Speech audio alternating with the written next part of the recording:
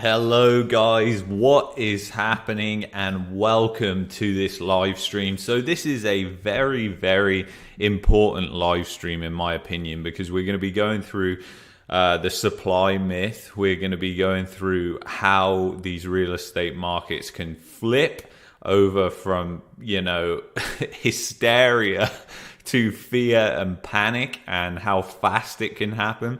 We're going to be using Phoenix, Arizona again as an example. This was we kind of covered this a while ago, but I felt like I should try and compress it. And also on this website, I found some amazing stuff. This guy actually wrote a blog of what happened in Phoenix, and you are going to want to hear some of the stuff he wrote, because you are going to be like, oh, that sounds exactly like right now. So anyway, guys, happy Friday. I put a poll on the live stream today about changing the name. Really, I just felt like, the name was too long and it had Canada in there twice. I had the flag and Canada. So I was like, maybe I should get rid of Canada because I like the flag more. But anyway, that's just my 2 cents on that. So let me know in the comments what you think of the name change. Anyways. But we're going to be going through this. So please hit that like button and help do your part on this channel to get this video pushed out to more and more people. You guys are doing a fantastic job with hitting the like button. So thank you so much in advance to that. So let's get into this. Also, I fixed the lighting. I finally got this light, which I've been waiting for like 2 weeks. That's arrived. Some guy said on the last live stream, it looked like I'd been smacked in the face or something. And that's because I was improvising with like a daylight lamp. It was just way down here. So I watched it back and actually thought the same thing. I thought it was pretty funny. So hopefully this all looks better now, and probably what will happen is we'll be switching and throwing out this setup anyway, because it looks like we're going to be downsizing. We really don't need this space, this huge house we're in. We don't need it, and we need to start downsizing because we're going to be leaving Canada. So it makes sense to go to a condo or something like that and sell a lot of our stuff. So that's really what we're going to be thinking about doing over the next short term here. But anyway, let's bring up that. Enough of the chit chat. I know I get carried away sometimes with that. So anyway, what I got on the screen right now, basically you can see here, and this chart is just fantastic for showing us the supply myth, which I'm talking about right here. So if we look at what happened in 2003, you had the inventory in Phoenix was 28,000 listings back then. So essentially that went all the way down to 3,000, and absolutely, whoa, what the hell just happened? Oh, it's back now. So it went down to 3,000 from 28,000. Huge decline. And that's really important, because a lot of people come into or over the past 6 months, 12 months have been saying, there's never going to be a real estate crash because we have all this supply shortage. How are we going to, and they just can't, it's like they can only think in tunnel vision. When you look at more broad-based stats, you realize that really there is no supply shortage, and housing starts have actually been at record highs over the past couple of years. So when we look at this chart here, we can see that the supply dwindles down, but then look what happens. It absolutely skyrockets. So the time period from when we had the supply in 2003, 28,000 listings, that was February 2003, and the inventory depletion was March 2005. Okay, so not very long really, just 2 years. So 2 years, the inventory goes down to nothing. Now, look at the price as that inventory goes down. That's really what I want to show you here, is look at this price. So you've got the price that skyrockets as the inventory goes down. Why does that happen? Well, it's the same reason a low float penny stock is easy for a hedge fund to manipulate. Because if there's a lower amount of shares outstanding, that means that if you pump a lot of money into that, if you buy a lot of shares, you can drive the price higher very, very quickly in a short period of time. You do these pump and dump schemes essentially.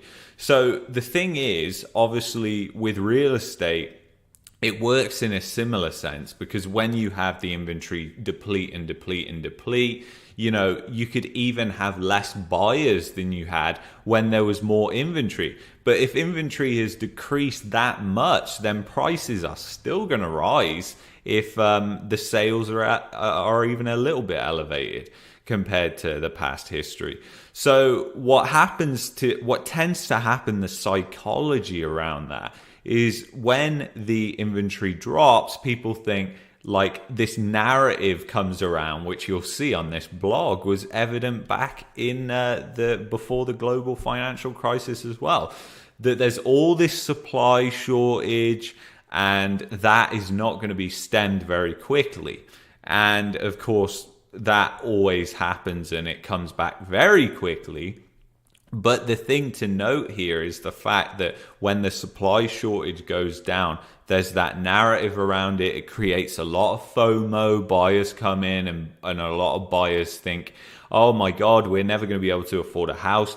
This happens when anything rises in price very, very quickly.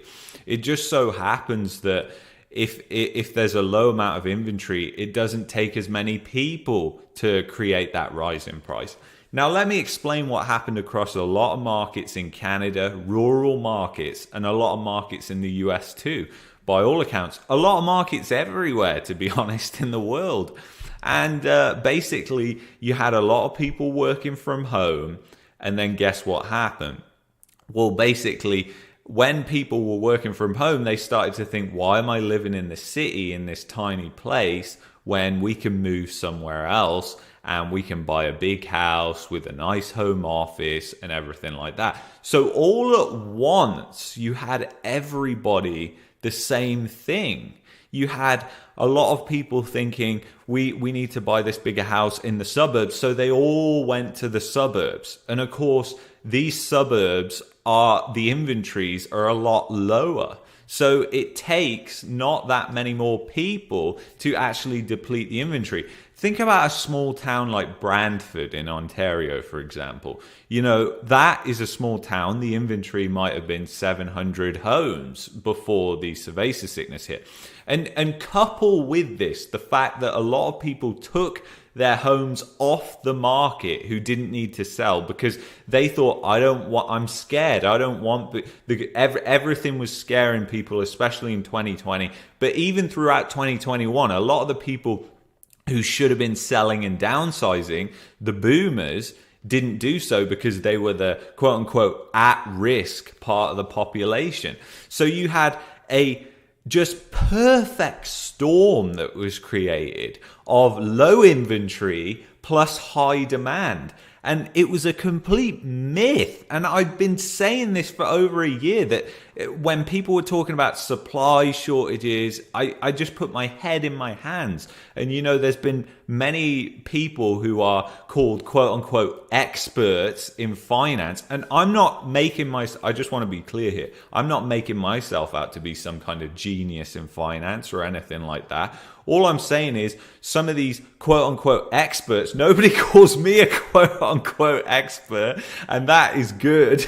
But the thing is, a lot of these quote unquote experts were saying, oh yeah, there's all this supply shortage. It's going to take a long time for this to work itself out. We can't see prices going down. And here we are, 2022, prices are going down. And, I was right in what I thought and what I saw in the statistics and where the probabilities were going. But what's going to happen next? That's what everyone wants to know. So this is what this chart can kind of give us a feel, an idea for. So essentially, you had the inventory bottom out in March 2005. Then what happened? the listing spiked. So just to let you know as well, it was just after the inventory bottomed out. So you literally had the inventory bottom out and then a spring market that unraveled in Phoenix. And that literally took the price to the all-time high. So the all-time high was, what was it? $260,000 for a median home. So it was up 52% from a year before and 73% from 2 years earlier. Sounds kind of like the increases that we've seen in certain markets across the United States and Canada over the past 2 years. So massive increases in price. And then literally not that long after that, you saw in March 2005, the inventory started to reverse. So you still had low inventory that was playing out, and you didn't get back to those before the inventory depletion trend until you were in October, the end of 2005. And by then, prices had started to flatten out. You did get a double top on the price as well. It peaked out in September 260, and then it also peaked out in June as well. So September 2005, June 2006, it were two peaks, double top, higher high. We just discussed this the other day on a live stream, this pattern.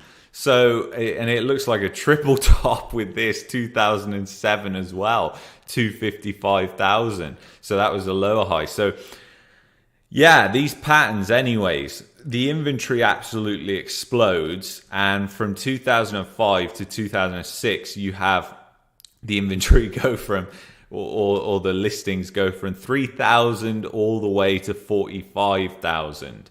And then it peaks out in November 2007 at 54,000.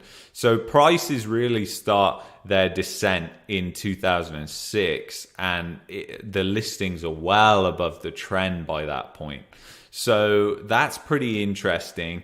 And the sales at that point are starting to decline.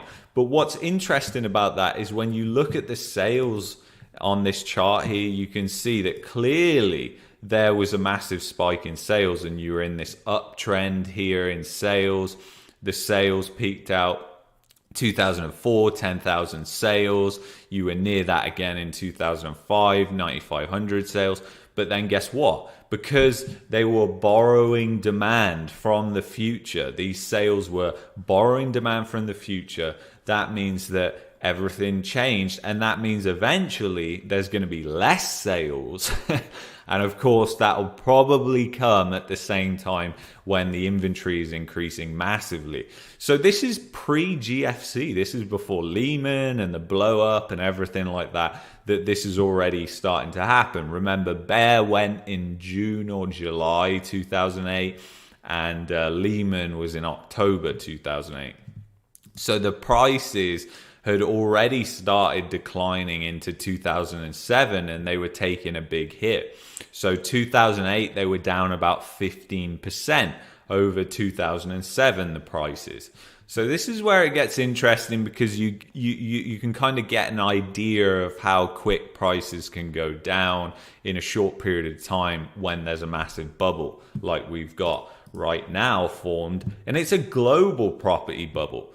And, even I was looking in Boquete in Panama today, and, prices were up like 50%, and they've completely reversed that now and gone below that. So, prices, guess what? The top was in February 2022. Same top that we saw here in Canada, although it was really around the rate hike that it all changed. But I think that's interesting that we see similar trends in each country, because they're highly affected by the West, or because Boquete is like a big expat community there and everything like that. But anyway, you can see that the prices went down. So by 2008, by when Bear Stearns went bust, prices were down 25% at that point in 2008 over the prior year. So that's a huge decline. And the first year was not the biggest decline. That's what I want to outline here. The first year of declines was just the start. The second year was when it really ripped down, and the third year and after that. So it went down again. And then basically, let's remember where we peaked out here. 264,000 was the peak in June 2006. And by June 2008, prices were down at 198,000, 25% from 2 years earlier in June 2006. And 22% from a year earlier. So that just goes to show how the price actually held up in that first year of declines pretty well, actually. Obviously, there's going to be different markets. And we're talking about the metro area of Phoenix right now, big city. We're not talking about little city penny stock markets. And that's why we're seeing such insane volatility in some of these markets, which are rural markets, because eventually, when all those people aren't there to buy from the big city anymore, guess what? The local housing market can't support those prices. I mean, it's exactly what's going to happen in Nova Scotia. I mean, that is literally what's happened in Nova Scotia. You've had a lot of people from Ontario and other provinces who've moved there, bought houses. They've driven the market up massively, but the wages in Nova Scotia don't support those prices. And the bedrock of all housing markets is your average buyer. And that's what real estate investors, they don't like to admit that. They like to think that they're the big dogs and they control the prices. But the reality is, it's the average person who buys the house who is the bedrock of the housing market. They're the support for the housing market.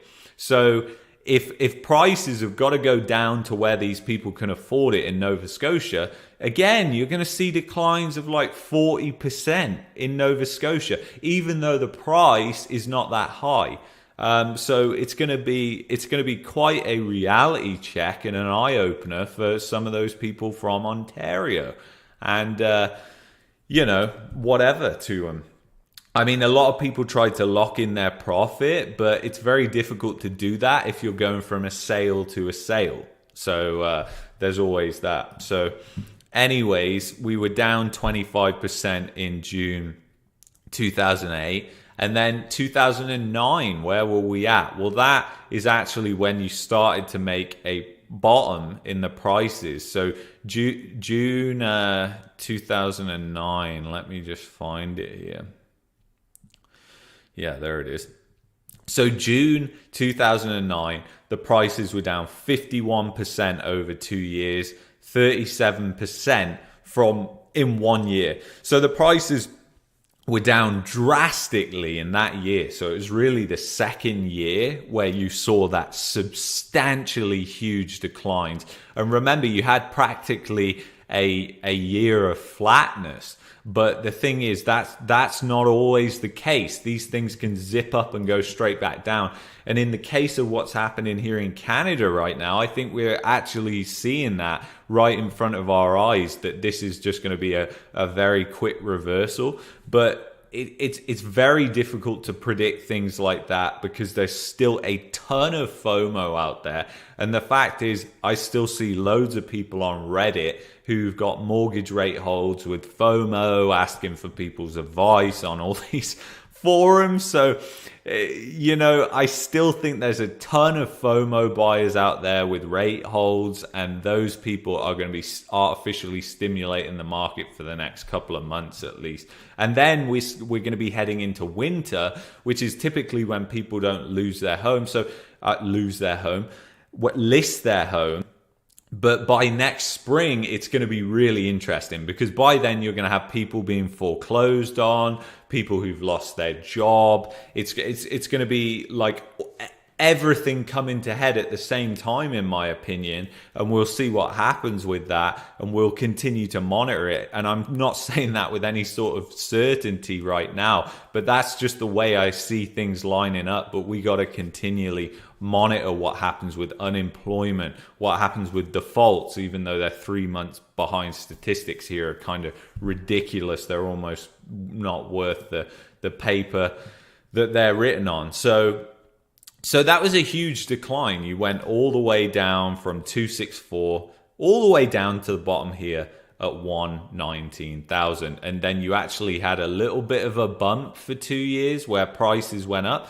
So if you look in 2010, prices were up 8% from a year earlier. And it looks like prices were up, another 8% in 2010 prices were up 8%, but then what happened? They went down again. 2011 prices went down another 15%, 110,000. So again, people trying to buy the dip were ultimately just wiped out and just absolutely tossed aside. And a lot of people are going to find out this for themselves, because they are going to be buying the dip on the way down, probably still on margin, and they're going to get called in. They're going to end up losing everything, losing not only their rental property, but their primary residence that they leveraged. And it's just going to be really a disaster for them, because they just got too greedy and they couldn't see the writing on the wall as it happened. So that's enough of that. Now I want to show you some very, very interesting things from this guy's blog at the Arizona Real Estate Notebook. The links will be in the description to this. You know, he fair play to the guy for putting this together, because you don't get many people that actually admit when they're wrong, and this guy actually did on his website. So he's got this thing called the Diary of the Great Real Estate Bust, and I thought some of the things he'd written in here were absolutely fantastic, in terms of that he'd actually documented this, because he had this blog going. So really listen into this, because I think some of these things are just so similar to what we hear today. So okay, so basically July 2006, this is what some of the things, some of his observations back then and what he was writing on his blog. So he put, keep in mind that most this is in 2006, remember, this was when the market turned essentially. Keep in mind that most home sellers in Maricopa County aren't going to lose money. They just aren't going to make as much money as they once thought. Okay? How many realtors do we see right now saying a similar thing, like saying to people, you know, it's not a bad time to buy if you've got a long-term view, you're not going to lose. Like, just no acknowledgement for the risks. No acknowledgement for the risks. You know, after the GFC, basically the US and the UK came out with key facts, and I'm not sure if they have this in Canada for mortgages, because I've never gone through and actually signed a mortgage here in Canada. But the thing is, you had this key fact document that came out afterwards, which had all the things that you needed to know from the mortgage contract and all the key facts of that mortgage contract, because obviously these contracts are like hundreds of pages thick. People don't read through them, and there can be a lot of dodgy terms in there. So this was to stop that, because of what had happened in the global financial crisis.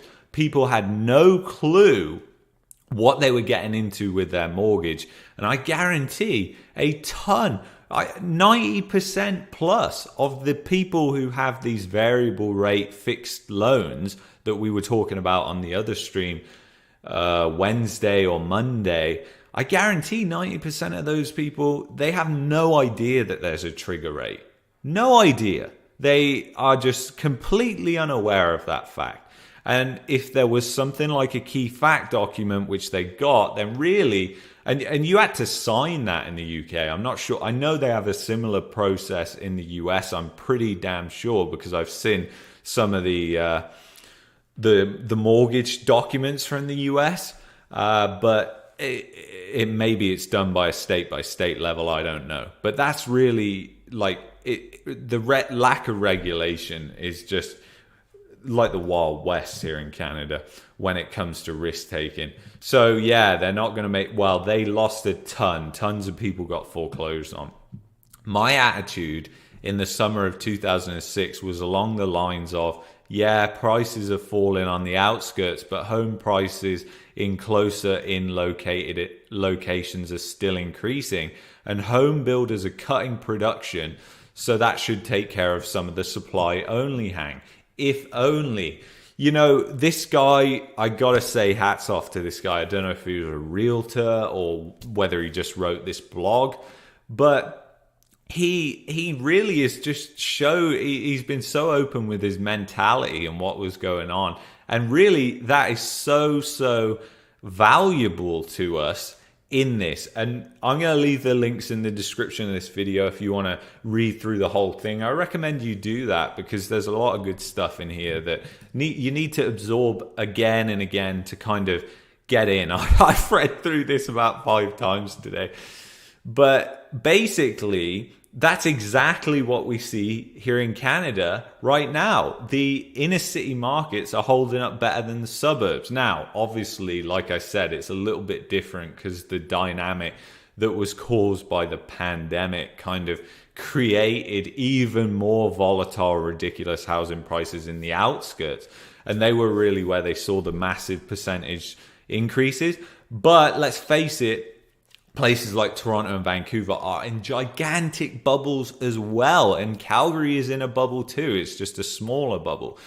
So the thing is, you know, he said that prices were falling on the outskirts but increasing. Sort of a similar dynamic as in the case that prices aren't declining as much in the cities right now as in the outskirts. And what I really want to note is, because I've seen a lot of people on Twitter saying about this, all these projects are being cut now in Toronto and Vancouver, so that's going to mean that, you know, it's basically what he's just said there. They're basically saying what he just said there. So it kind of proves to me that we're in this denial phase right now, the real estate market, like we talked about before, and we should really do an entire video just on that bubble phase of the manias.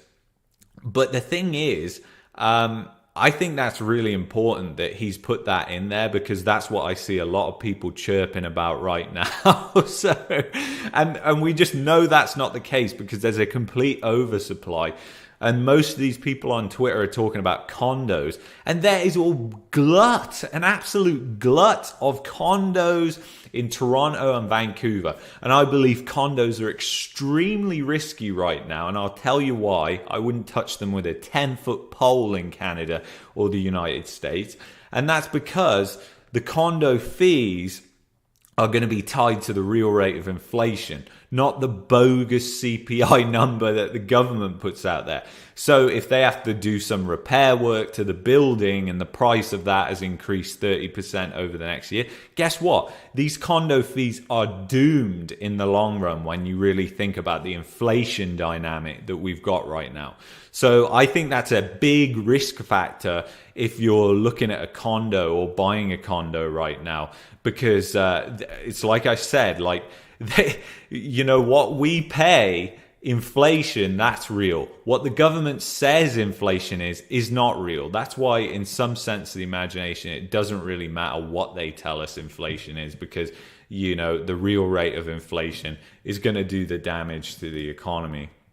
So he also put, and I'm guessing this was, well, no, this must have been him, or it was Freddie Mac. It's not really clear. Though the direction of housing activity is unambiguously heading cooler, we remain confident that the climate is still temperate and that 2006 will finish as the 3rd strongest year ever for the national housing market. And do you guys remember Royal LePage coming out and saying that there was going to be like a 30% increase this year in housing prices? Um, I mean, yeah, and who on earth can rely on these people? I mean, just trend chasers, in my opinion. But yeah, I mean, this is like the view of real estate in a lot of ways right now. They're hoping in denially. They're in denial and hoping that the market ends up in some sort of strength. Okay, so despite overall strength in medium home prices, the number of homes sold in June was way below June a year ago. Many cities had less than half the number of homes sell in June 2006 versus 2005. So that just goes to show, even though there was that obvious kind of obvious thing that had happened, that sales were down 50%, people still saw, because the prices were holding up, that, hey, you know, there's no problems here. So it's really kind of nuts, in my opinion. But let's see what else I highlighted here. So I sure hope the media doesn't unintentionally stigmatize El Mirage real estate when they use it as the poster child for their real estate bubble stories. El Mirage may be the first city, but it soon will have company. So interest rates seem high by today's standard, but the 30-year fixed rate wasn't that much higher than during the peak of the boom years of 2004 and 2005. Yeah, so this is really interesting, guys, because what we've just seen recently is another peak in the 30-year fixed rate mortgage in the United States. Here we are talking about this in 2006. This was the year when the market completely turned upside down. And look at this, 6.7% and 0.9 points 30-year fixed rate mortgage average in Western US for week ending July 13th, 2006. So that is crazy. The interest rates on adjustable rate mortgages had, however, increased a lot since 2004. So it's very, very interesting, I find, that he's put that on there, because again, this is something that we see right now happening. Like, these patterns just repeat over and over again, and every time they come around, there's just tons of people on there saying it's different this time. Like, I just don't understand how you can. I mean, we are like so far in the future right now. We're like 15 years or whatever since this happened. And, you know, even longer than that, 16 years since it happened. And still, people are saying, oh, it's different this time. Lending is better. I mean, God, I watched a video of a real estate update in the Okanagan of this guy. And at the end of the update, when he was saying the market is flipped, the switch has flipped, he said, this isn't like 2007, guys, because lending is so strict. And I was just like, God, I just put my head in my hands. I was just like, what the hell? Like, how can this guy even say that? He's probably not gone to get a mortgage within the past 3, 4, 5 years. He said because of the stress test. And I mean, I've been through that stress test. I know it's not much of a stress test. I mean, it's still, the amount of credit you can get is unbelievable, and you can easily work around that by leveraging money from elsewhere. So let's see if so this is August 2006. He put something else in on here, which I think is interesting. This is from the Wall Street Journal. In his 40 years as a home builder, Mr. Toll says he has never seen a slump unfold like the current one. I've never seen a downturn in housing without a downturn in employment, some macroeconomic nasty condition that took housing down along with other elements of the economy. I mean, he says this time you've got low unemployment, you've got job creation, you've got stable stock market and relatively low interest rates. Well, okay, so fast forward 2022, We've got real estate market downturn starting to happen. But this time, yes, we got low unemployment right now. And I arguably got job creation in certain sectors. You haven't got a stable stock market. I mean, yeah, it's been on a nice bear market rally this week. I think the NASDAQ is up 10% in a week, which is substantially up. But I don't think it's near the bottom yet.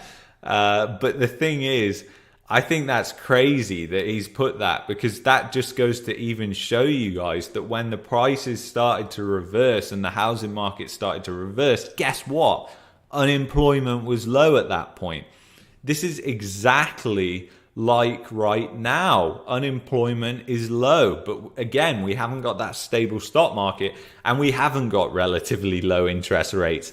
We've got interest rates that we haven't seen since when this guy wrote this article, essentially. So in the Wall Street Journal. So I think that is incredible. Just incredible, because how many people do we have parroting right now on CNBC and Bloomberg saying the economy is rock solid because unemployment is low? And that's really the last thing that they have that they can point towards is unemployment. That's the last thing, because they ain't got a stable stock market and they ain't got relatively low interest rates. And yeah, you could kind of argue job creation, but I would argue only in certain sectors, you still got a lot of people struggling to find work depending on what you do for work. And that'll especially be true of construction soon, with all these projects that are getting cancelled. So here's another thing. So home builders weren't the only ones getting crazy high prices. A homeowner commonly believes their home is worth more than it actually is worth. But during the crazy market of 2004 and 2005, those overly optimistic sellers often turned out to be right. A seller would ask a crazy high price and eventually get it. And I highlighted that because, again, this is something that we've seen for years and years here in Canada, where they've been in this market where they can do this. And it was a theme of the market leading up to the GFC that I thought was very worth noting. So I think it's kind of crazy, these things on this blog. Today, however, the estimated selling price in 2 months is the same as the price today. Many sellers, however, have been slow to adapt to the new reality and are pricing their homes too high. Again, price anchoring. And that'll screw a lot of people, because that'll mean that they'll lose their home, because they'll be chasing the market down, always one step behind where the prices actually are. And they never end up selling it. That'll be the reality for a lot of people, guaranteed. Guaranteed, most people probably. Sure, during the crazy market of 2004 and 2005, some buyers paid more than the appraised value. They saw the rapid appreciation and believed the home would soon be worth far more than the offered price, even if it wasn't worth it at the time. And the thing is, the appraisers were just so happy to do the same thing as well. So they just helped inflate this bubble along. The banks didn't care. It's like a game of musical chairs. And at the end of the day, the bank doesn't really care, because they all got their bailouts apart from Bear and Lehman. Well, Bear got took over by JP Morgan, of course, for pennies on the dollar. And Lehman was caught holding the bag of smelly garbage. But really, really insane stuff. So I just think really that this video is kind of a sign of the times, but really just going through those stories, the blog posts, the Wall Street Journal article from before the GFC, you see these same patterns as we see today. So that's no coincidence, guys. No coincidence at all. So I think it's incredibly important. Check out the links in the description, because yeah, just crazy. So guys, please hit that like button and help support the channel. And yeah, check out those links in the description. Have a phenomenal weekend. Thank you so much for watching, and I'll see you guys in the next one. Take care of yourselves. Thanks again.